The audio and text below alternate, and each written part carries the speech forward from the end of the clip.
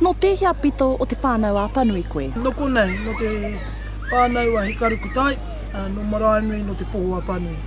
Ko te tino pūtake o te kaupapa, kia titia ki te ngākau o ngā tamariki, te reanga hau, kia ora mua ke tonu atu. Ko te mea nui, ko ngā moko puna. Koira te puna hou, mo te hunga e mau moko ana, ai ngā rā e tū mai nei.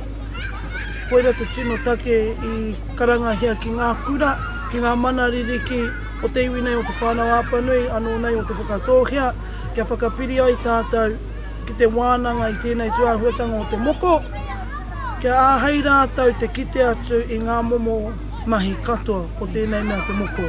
Haunga noa o te moko kanohi anake, engari ngā mahi toi katoa. Moko ia te ao, ho mai o whakaaro o tira hiaha te take o tēnei whakatauki. Moko ia te ao, he whakatauki tēnā kia tīmata i tātou ki te moko i ngā mea katoa o tō ao. Kia tīmata i koe ki te moko ia i tō tinana, i tō wairua, i tō hinengaro, i ngā mahi kia whaiatia, i ngā mahi o rarohenga. Ko ngā mahi o rarohenga, ko ngā mahi pērā i te ngā kaunui ki te tangata, te manaaki tangata, te aroha ki te tangata, te tūtika, te tūpono.